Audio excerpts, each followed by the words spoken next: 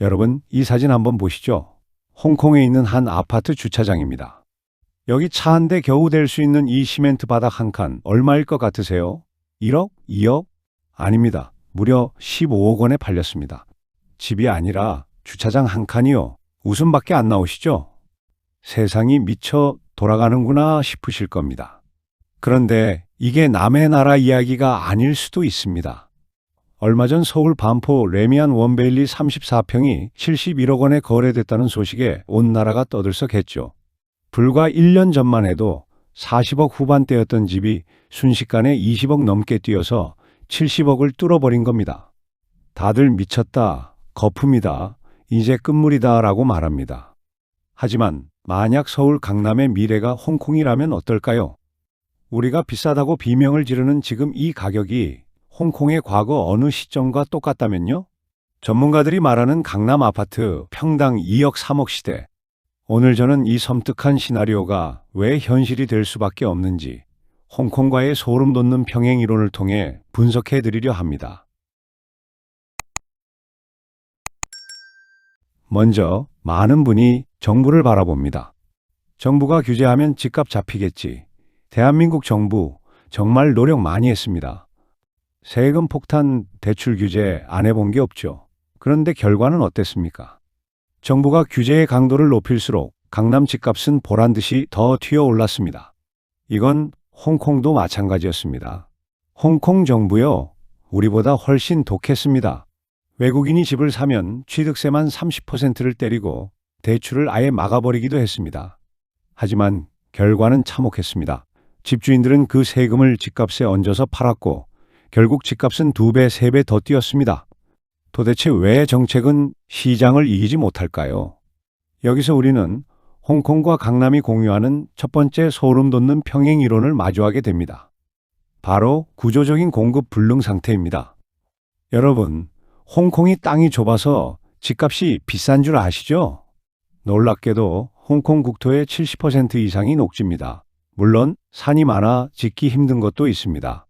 하지만 더 무서운 건 정부가 나머지 땅을 자연보호구역으로 묶어두고 개발을 극도로 제한한다는 겁니다. 결국 사람이 살 수 있는 땅은 고작 25% 남짓. 이 좁은 곳에 전 세계의 돈과 사람이 몰리니 위로 더 높게, 더 빽빽하게 지을 수밖에 없는 겁니다. 땅이 없는 게 아니라 쓸 수 있는 땅을 법으로 묶어버린 거죠. 자, 이제 서울 강남을 봅시다. 우리에겐 험한 산도 없는데 왜 새 아파트가 없을까요? 여기는 규제라는 산이 막고 있습니다. 재건축 초과이익 환수제, 층수 제한, 용적률 제한, 낡은 아파트를 부수고 더 높게, 더 많이 지어서 공급을 늘릴 수 있음에도 불구하고 정부가 온갖 규제로 사람들이 정말 살고 싶어하는 새 아파트의 공급을 꽉 막아놨습니다. 하지만 여러분, 물리적인 공급만 막힌 게 아닙니다. 더 무서운 건 멀쩡히 있는 집도 사고 팔지 못하게 만드는 거래의 감옥을 만들었다는 겁니다. 최근 서울 핵심지들이 토지거래 허가구역으로 묶여 있습니다.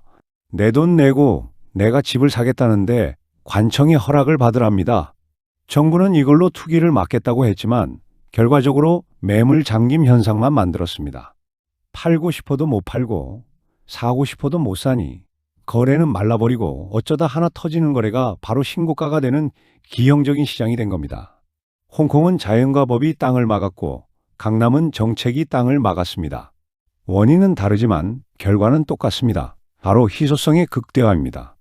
공급은 없는데 너도 나도 갖고 싶어 하니 부르는 게 값이 되는 만들어진 희소성. 이것이 그 어떤 강력한 규제 정책도 무력화시키고 집값을 폭등시키는 첫 번째 구조적 원인입니다. 그렇다면 공급이 막힌 이 시장에 도대체 돈은 어디서 쏟아져 들어오는 걸까요? 부동산 상승의 가장 근본적인 연료, 바로 유동성입니다. 경제가 어렵다고 나라에서 돈을 풀면 어떻게 되나요? 돈의 가치는 떨어지고 물가는 오릅니다. 똑똑한 자산가들은 본능적으로 압니다. 현금을 들고 있으면 벼락거지 된다. 그래서 휴지 조각이 될 현금 대신 실물 자산인 아파트로 돈을 옮기는 겁니다. 그런데 여기서 의문이 듭니다. 아무리 그래도 서울 사람들 돈만으로는 70억을 바치기 힘들지 않나? 맞습니다. 그래서 여기서 두 번째 평행이론이 등장합니다. 바로 압도적인 배후 수요입니다. 홍콩 집값, 홍콩 월급쟁이들이 올린 게 아닙니다. 14억 중국 인구 중 상위 0.1%, 대륙의 슈퍼리치들이 불안한 위안화를 들고 가장 안전한 홍콩으로 돈을 쌓아들고 왔기 때문에 폭등했습니다. 홍콩은 700만 시민의 도시가 아니라 거대 중국의 자금 세탁소이자 금고였던 거죠. 강남을 볼까요? 부산 해운대, 대구 수성구, 광주 봉선동의 현금 부자들이 KTX를 타고 올라와 매물을 쓸어갑니다. 지방 소멸이 가속화될수록 지방 자산가들은 내 자산을 지키기 위해 대한민국 유일의 안전지대인 강남으로 자산을 옮깁니다. 즉, 강남 아파트는 서울 사람들만의 리그가 아닙니다. 홍콩이 중국 전체의 돈을 빨아들였듯 강남은 대한민국 전역의 부를 빨아들이는 블랙홀이 되었습니다. 이것이 71억이라는 가격이 거품이 아니라 전국구 실수요에 기반한 가격인 이유입니다. 많은 분이 분노하고 의아해하십니다. 나라 경제가 이렇게 어렵고 자영업 다 망하고 청년들은 취업도 안 되는데 집값이 오르는 게 말이 되냐? 잔인하지만 나라 경제가 어려울수록 핵심 자산의 가격은 더 오릅니다. 이걸 전문 용어로 디커플링, 즉 탈동조화라고 하죠. 홍콩을 보세요. 대규모 민주화 시위가 일어나고 최루탄인이 터지고 홍콩은 끝났다며 사람들이 떠날 때도 최고 부촌인 빅토리아 피크의 집값은 사상 최고가를 경신했습니다. 세상이 불안할수록 진짜 부자들은 위험한 사업이나 주식 대신 절대 망하지 않을 성벽 안으로 숨기 때문입니다. 그리고 이 성벽을 절대 무너지지 않게 받치고 있는 세 번째 평행이론, 바로 교육이라는 종교입니다. 홍콩 집값이 폭락하지 않는 최후의 보루는 영미권 명문대로 가는 티켓인 국제학교 학군입니다. 강남에는 무엇이 있나요? 바로 대한민국 사교육의 심장, 대치동이 있습니다. 대한민국에서 입시가 사라지지 않는 한 강남의 대기 수요는 사라지지 않습니다. 경기가 망가져서 아빠 사업이 힘들어도 부모들은 밥을 굶을지언정 학원비는 냅니다. 이 맹목적인 교육열이 집값의 하방을 콘크리트처럼 지지하고 있습니다. 결국 경제의 위기가 오면 힘없는 서민들은 닭장 같은 외곽으로 밀려나지만 강남이라는 성벽 안은 그들만의 리그로 더 견고해지는 K자형 양극화가 심화될 뿐입니다. 마지막으로 이 모든 상황에 기름을 붓는 결정적 요인, 바로 환율입니다. 지금 원달러 환율이 1470원대를 넘나들죠? 원화 가치가 쓰레기가 되고 있다는 뜻입니다. 홍콩은 달러 페그제라서 미국 달러와 집값이 같이 움직입니다. 반면 한국은 원화 가치 하락으로 인한 착시 현상이 발생합니다. 외국인이나 글로벌 자산가 입장에서 계산해 볼까요? 3년 전 30억 하던 아파트, 당시 환율 1,100원으로 계산하면 약 272만 달러였습니다. 그럼 지금 10억이 올라서 40억이 된 아파트, 현재 환율 1,470원으로 계산하면 얼마일까요? 놀라지 마세요. 똑같이 약 272만 달러입니다. 원화로는 10억이 폭등해서 미쳤다고 난리가 났는데 달러 가치로 보면 가격이 단 1달러도 안 오른 셈입니다. 결국 환율이 오를수록 원화로 표기되는 강남 집값의 숫자는 더 높이 올라갈 수밖에 없습니다.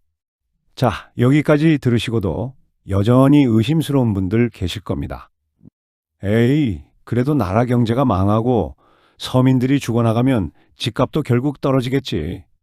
이 명제는 반은 맞고 반은 틀립니다. 평범한 하락장이 아니라 국가 화폐 시스템이 흔들리는 위기 상황에서는 정반대의 현상이 벌어지기 때문입니다. 경제학 용어로 크랙업 붐, 즉 파멸적 상승입니다. 가장 최근의 충격적인 사례, 튀르키예를 보시죠. 2022년에서 2023년 사이 튀르키예의 물가 상승률은 무려 85%를 찍었습니다. 정부 정책 실패로 화폐인 리라화의 가치가 그야말로 휴지 조각이 됐죠. 서민들은 빵 하나 사기도 힘들어졌습니다. 그럼 부동산은 폭락했을까요? 영국의 부동산 컨설팅 업체 나이트 프랭크 자료를 보면 충격적입니다. 당시 전 세계 집값 상승률 1위, 바로 튀르키예였습니다. 주택 가격이 1년 전보다 무려 189.2% 폭등했습니다. 물가가 85% 오를 때 집값은 190% 가까이 뛴 겁니다. 이유는 처절합니다. 은행에 돈을 넣어두면 매일매일 가치가 반토막 나니까 사람들이 공포에 질려 패닉 바잉에 나선 겁니다. 오늘 사지 않으면 내일은 더 비싸진다. 돈을 들고 있으면 거지가 된다. 경제가 좋아서 오른 게 아닙니다. 화폐 시스템이 붕괴했기 때문에 오른 겁니다. 남미의 아르헨티나는 더 극적입니다. 2023년 연간 물가 상승률 211.4%, 세계 최고 수준입니다. 이 나라는 자국 화폐인 페소를 아무도 믿지 않습니다. 그래서 부동산 거래의 90% 이상이 미국 달러 현찰로 이루어집니다. 국가는 수차례 부도 위기를 겪었지만 수도의 부촌인 푸에르토 마데로의 집값은 달러 기준으로도 견고하게 방어되거나 오히려 올랐습니다. 자국 화폐 가치가 떨어질수록 자산가들은 더욱더 달러와 핵심지 부동산이라는 안전한 성벽 뒤로 숨어버리기 때문입니다. 지금 한국을 보십시오. 환율 1470원 시대, 원화 가치가 계속 위협받고 있습니다. 우리가 튀르키예나 아르헨티나처럼 된다는 극단적인 이야기가 아닙니다. 하지만 경제가 어려우니 집값이 떨어질 것이라는 순진한 생각은 이 화폐 가치의 하락이라는 거대한 변수 앞에서는 통하지 않을 수 있다는 점을 역사가 증명하고 있다는 겁니다. 돈의 가치가 흔들릴 때 시장은 상식을 배신합니다. 이야기를 정리해 보겠습니다. 71억이라는 숫자 참 허탈하고 멀게만 느껴집니다. 우리는 흔히 상식적으로 생각합니다. 경기가 이렇게 안 좋고 고령화로 인구도 줄어드는데 집값이 계속 오르는 게 말이 돼? 언젠가 폭락하겠지. 너무나 당연하고 합리적인 생각입니다. 하지만 제가 오늘 홍콩과 튀르키예 사례를 통해 말씀드리고 싶었던 건 시장은 우리의 상식과 다르게 움직일 수 있다는 점입니다. 지금 전 세계는 유례없는 인플레이션의 시대를 지나고 있습니다. 경기가 어려워 정부가 돈을 풀면 풀수록 화폐의 가치는 떨어집니다. 돈의 가치가 떨어지는 상황에서는 경기가 좋지 않아도 실물 자산인 핵심지의 집값은 오히려 오르는 현상이 발생합니다.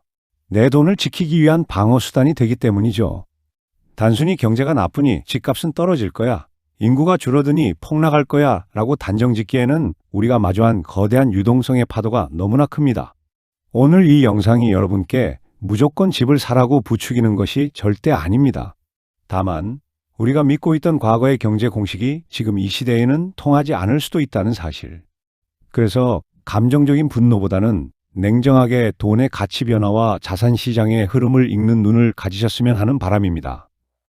어려운 시기일수록 세상이 돌아가는 원리를 아는 것이 나를 지키는 가장 큰 무기가 됩니다. 오늘 이야기가 여러분의 경제적 시야를 넓히는데 조금이라도 도움이 되셨기를 바랍니다. 내용이 유익하셨다면 구독과 좋아요 부탁드립니다. 저는 다음 시간에 더 깊이 있는 이야기로 찾아오겠습니다. 감사합니다.